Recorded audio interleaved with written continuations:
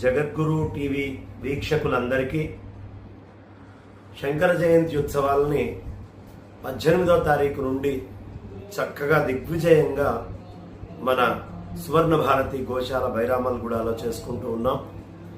అందులో భాగంగా బ్రహ్మశ్రీ గరికపాటి నరసింహారావు గారి అపరోక్షానుభూతి ఈ రోజుకి పూర్తయింది.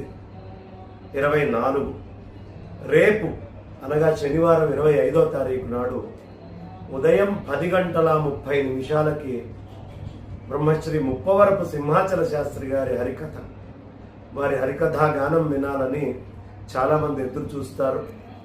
అందరూ సకాలంలో విచ్చేసి చక్కగా బ్రహ్మాండంగా వారి యొక్క హరికథా గానాన్ని విన్నాం. అదేవిధంగా రేపు ఒక శతచండీ మనకు విశేషంగా జరుగుతుందంటే ప్రతిరోజు ఒక 100 చండీ పాఠం మన దగ్గర జరుగుతోంది. రేపు ఒక 100 చండీ పాఠం కూడా ఉదయం ఉంటుంది. కథ విని పూర్ణాహుతి, ఆజ్య పూర్ణాహుతి చూసుకొని రేపు సాయంత్రం బ్రహ్మశ్రీ మల్లాప్రగడ శ్రీమన్నారాయణమూర్తి గారు సౌందర్య లహరి గురించి చెప్పబోతున్నారు 7 గంటలకి.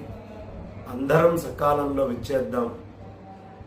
జగద్గురువుల కృపకి పాత్రులమై ఇక్కడ ఉండేటువంటి గోశాలలో గోశక్తిని, యజ్ఞశక్తిని, వేదశక్తిని చక్కగా ఆస్వాదిద్దాం. ఆనందంగా కుటుంబాలంతా ఆనందంగా ఉండేట్టు చూసుకుందాం. స్వస్తి.